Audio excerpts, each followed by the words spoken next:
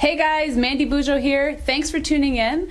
Today we're going to actually talk about mental performance. And in order to do that, I have a very special guest, my mental performance consultant and friend, Dr. Kim Dawson. Nice to be here. Yes. So we have talked a lot about some of the physical aspects, and the mental aspect of sport is just as important. So today we actually want to talk about creating a competition plan. What does that look like? What's involved? And how does an athlete go about doing something like that? So what are your thoughts on competition planning? Well, the first thing that I want to make, the biggest point, is that you can't leave it to the day of competition and expect to be ready. Yes. So we have to think about what it is that we're doing with that competition. So every competition has a purpose. So it might be to qualify for something, it might be to win, it might be to strengthen something that we're working on. So we have to think about what that purpose is and plan accordingly. So I usually say generically we're looking 1 week in advance, but if it's a bigger value competition such as an Olympics, as you know yourself, it's a year, 2 years of preparation getting ready for that moment. Because as you're getting ready for these events, normally your federation or most of the big events, I know in boxing, you actually get a plan ahead of time of this is the week you're competing. Sometimes they actually will tell you this is the exact day. So you can kind of narrow in as you're preparing and get more specific, right? Absolutely. As you get closer to your competition. Absolutely. So for me, I know when I'm preparing, I would do like a day before a fight, my day of, and then I would actually plan out kind of the morning of a competition leading into my actual warm-up. Is that what you would suggest? Perfectly. So I say that we're going to start with a pyramid. So we start wide, and we want to close things down as we get to competition day. So we think about what it is that we need to take into competition. So what we need is our confidence. We need to bring our belief in. So we start about a week beforehand talking about using very productive self-talk, opportunity, excitement, looking forward to the day.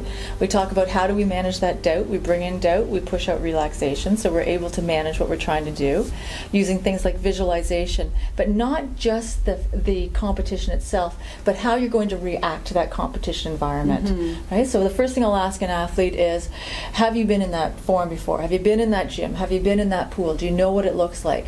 How do you anticipate your body will respond to that? How will you anticipate your mind will respond to that?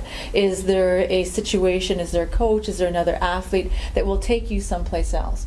So it's all about developing this constancy or this consistency that when you take it to the competition, you are still in control of your thoughts, your emotions, and what you do, so that the environment doesn't pull you someplace else. So that has to be done beforehand, so that when you get there on the day of, all you have to think about is executing the plan, because you've done the work and you can check it off. Yeah, so that's exactly, checking it off is something that I like to do. I'm a person, I always make lists.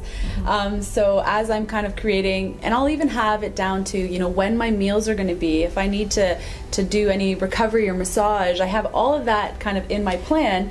As I go through the day, I continuously look back on that and I check things off as they're going by, so that it's just one step closer to that competition, and I know that that's just building on my confidence as I get ready to compete. Absolutely. And what you do as you prepare physically, we also have to prepare mentally for that as well. So one of the things that I find happens is that people are very stagnant. So they will think that they're getting ready for a competition, but in fact they're just replicating old habits and saying the same thing to themselves over and over again. So mental skills is not mystical or magical. It's about taking yourself from one thought, which might be, yes, I'm a little bit overwhelmed right now. This is a big event that's coming up to me. How do I get to a place where I feel comfortable navigating that competition?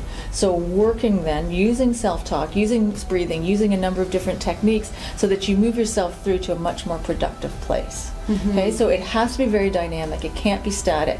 As again, so that we want to make sure that we don't have the jobs on competition day. That's not the time for you to build your confidence when you hear the gun if you're starting to do a race. Yeah. It's not the time at all. We've got that done. We check it off. All I have to do is keep myself focused on what it is that I need to do here today. And then you have a clear mind and you're able to focus on that task at hand, right? Absolutely. So what are some of the easy takeaways for anyone watching today that they can start thinking about when they're thinking about their competition plan? One would be visualization, and as I say, don't just think about this. For example, gymnasts will only think about them actually doing their routine. That's so limited use of visualization. I want you to think about how are you going to feel the day of. So I always ask, I want you to get some nice positive centering in the morning of.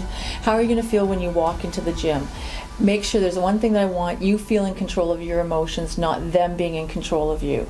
So you allow yourself to be activated, but you know what to do to bring yourself down. So that use visualization, start generating some breathing techniques, start thinking about what your productive self-talk looks like and what your process is. Know what the warm-up does, for example. If I ask athletes, I say, what does your warm-up do for you? They can't tell me. So make sure that you understand the things that you engage in, what is the purpose of them, so that you move yourself through to be in this opportunity. Because what we want is transference. The greatest probability of transference of what you've done in training and all that hard work, honor it, so there's a higher probability of it being executed in competition. Control the controllable. Absolutely, that was great.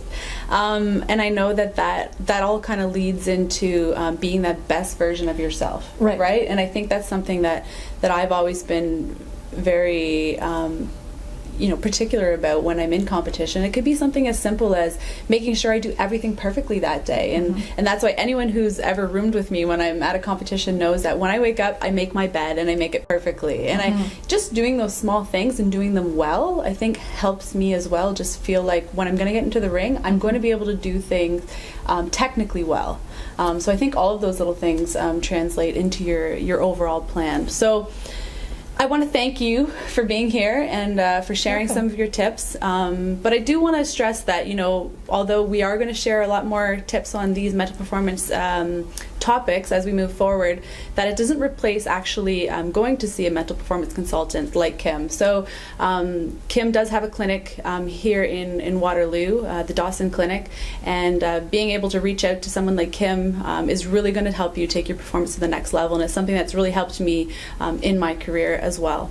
So thank you for tuning in. I hope you enjoyed this video. Make sure to subscribe to my YouTube channel for more videos just like this.